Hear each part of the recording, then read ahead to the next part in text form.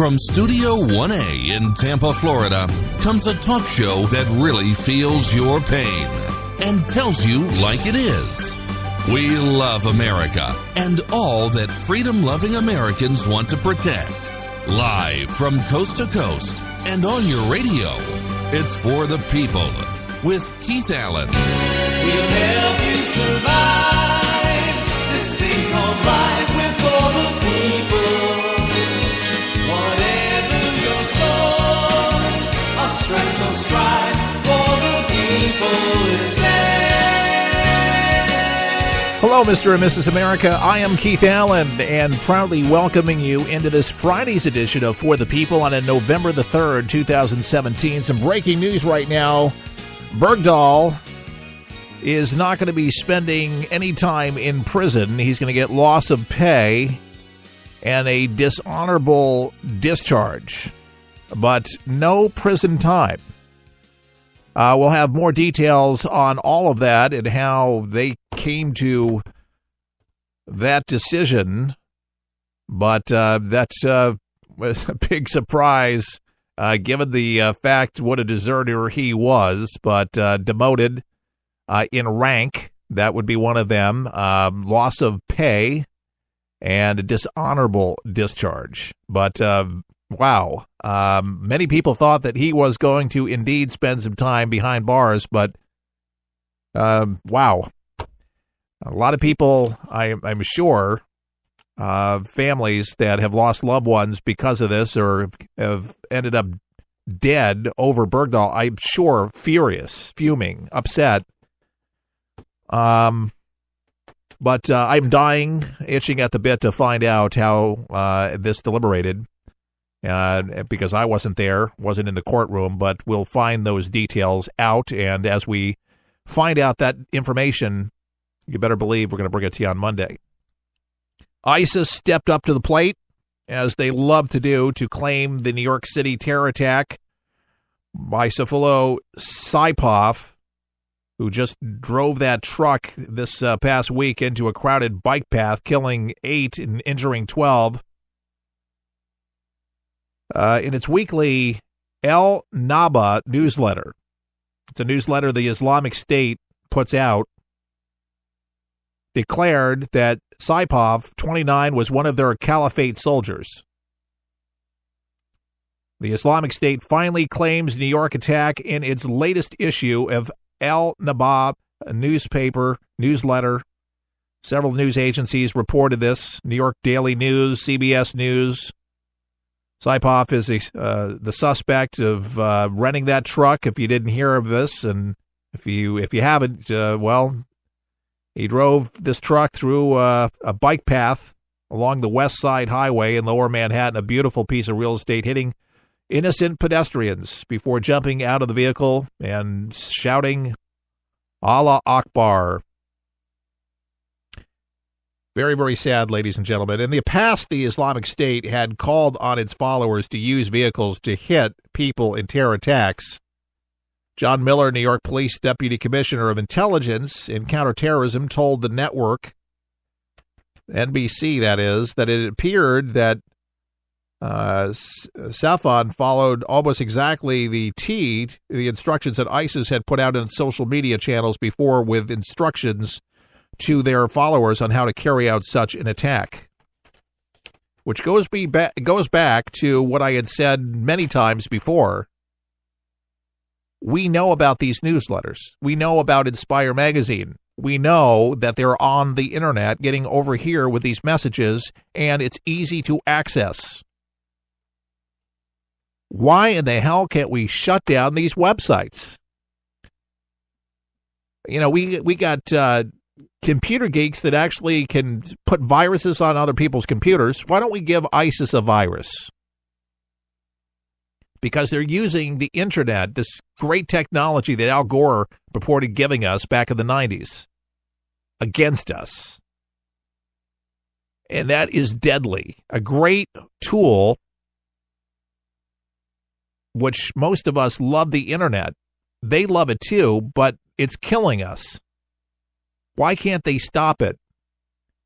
I'd like to hear the president talk about ways that we can get rid of the propaganda online, working with some of the best minds at Microsoft, Apple Computer, Google, any of them, to team up and propose something to be able to try to minimize its negative effects that it has on these would-be terrorists. You know, we're getting all kinds of reports on descriptions of Sayfullo Saipov. Some people say he was totally normal. This is an Uber passenger. This is what he said. He said he picked me up and my girlfriend from Newark International Airport on October 26, just days before the driver would allegedly kill 8 people in what is being called an act of terror. London resident Damien Erskine, 34, told CBS News that Saipov picked them up after they arrived in the United States for a wedding in New York City and called for an Uber driver. Saipov was registered as an Uber and Lyft driver. You get a vibe from someone.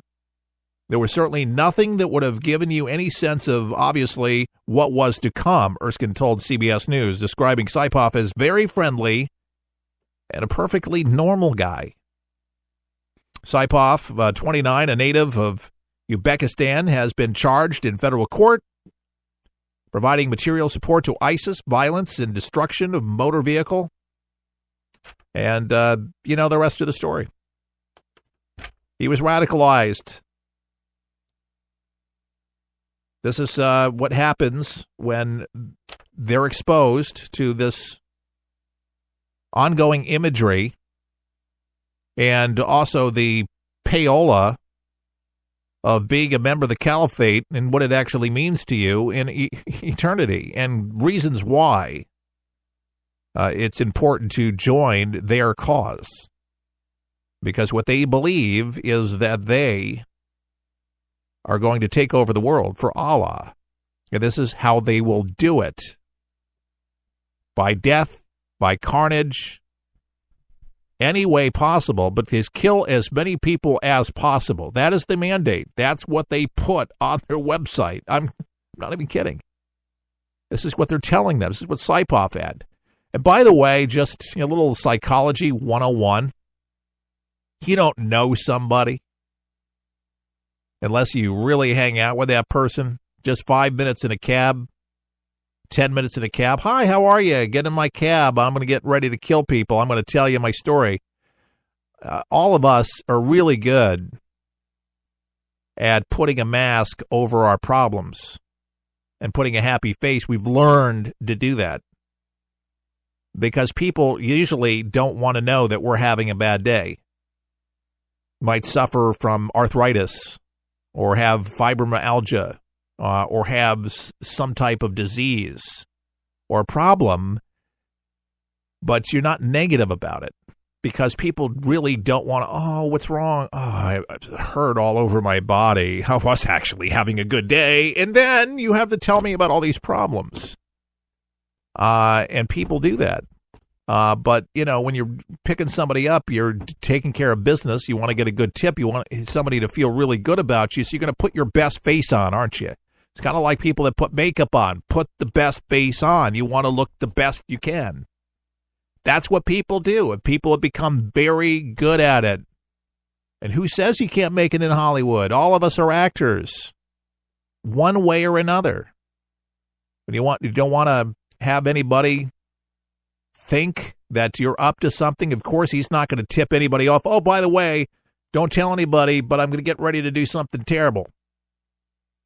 Yeah, watch the news. You're going to remember me.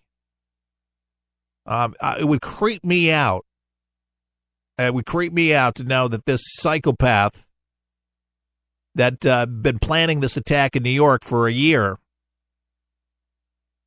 was toting people around in his car, doing dry runs, getting himself prepared and ready and radicalized, being his friendly self, and then showing this side of evil. That's like Dr. Jekyll and Dr. Hyde. You never know it just goes to show you just never know what a person is capable of doing. Just because somebody looks great on the outside, oh, he looked perfectly normal to me. What's normal even look like anyway? For 5 minutes, you're a psychologist? Did he get into his life, his background, his beliefs? What he was planning for? Hey, you're never going to do anything bad, are you? I mean, come on, seriously. He appeared normal to me. Stephen Paddock seemed normal to some people. It's just, I guess it's just a shock for people to say, well, this guy did his job, picked me up. He seemed normal to me. I mean, who would have assumed, honestly, to goodness, that somebody would be capable of doing that, that's behind the wheel? You suspected it remotely that somebody was going to be a terrorist and start terrorizing, killing people, the next day or so. Yeah, I don't think I want you driving me anywhere. That would be just weird. And, you probably wish that you picked up on something if you're in the car, but how could you? Unless you were psychic in some way that you were able to call the police, and would they have taken you serious? And I do believe in psychics. By the way, a lot of police departments actually believe in them too. Not all of them do, but a lot of them have solved murder cases, have pointed police to where the dead bodies are, where somebody's hiding. So you'd be surprised. Some departments subscribe to it, have had good luck. Others, terrible. It's just the problem is it's not always 100%. But I do believe that there are people that do have gifts. That's for sure. Clyde Hughes from Newsmax, he's got a little article that he wrote here, and along with KLAS TV about Stephen Paddock and losing money, because that was the initial thinking of why Stephen Paddock did what he did in Las Vegas on October 1st from his room on the 32nd floor of the Mandalay Bay Resort and Casino.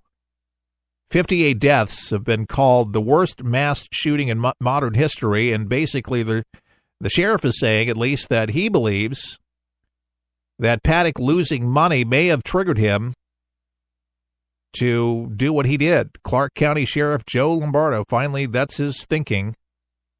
Authorities have since searched for a motive that led to the shooting. And Lombardo was talking to KLAS TV, an interview that authorities have learned since that the alleged shooter had some success in real estate and then became a prolific gambler. And over time, he's gone up and down in his wealth associated with gambling and real estate and everything that he chose to do. Lombardo told the TV station, and since 2015, September to 2015, he lost a significant amount of wealth. And again, they're speculating. They think he might have had a determining factor in what he determined to do. Lombardo went on to say that Paddock was a status-driven, and his star dimming in the gambling world could have also been a factor. Sheriff goes on to say he had a narcissistic personality. We determined that he was what he was going through, probably bouts of depression, but he was status-driven. The individual was status-driven based on how he liked to be recognized in the casino environment and how he liked to be recognized by his friends and family. And obviously that was starting to decline in a short period of time, and that may have determined the effects of why he did what he did. By the way, I did mention weeks ago that Paddock's brain tissue was sent to Stanford University School of Medicine Department of Pathology and to examine it. And they say they actually hope we find something in the pathology of his brain that will help us understand. According to Sheriff Lombardo, per the Review Journal, the Los Angeles Times reported, Lombardo says Paddock's girlfriend, Mary Lou Danley, a former casino concierge who lived with him in Nevada, is continuing to be interviewed and was still considered a person of interest. Remember, at the beginning they said they really didn't think that she had anything to offer, but now it's believed that she could quite possibly have known that he was going to do something because she's had, as they have reported, contradictory statements. And that's why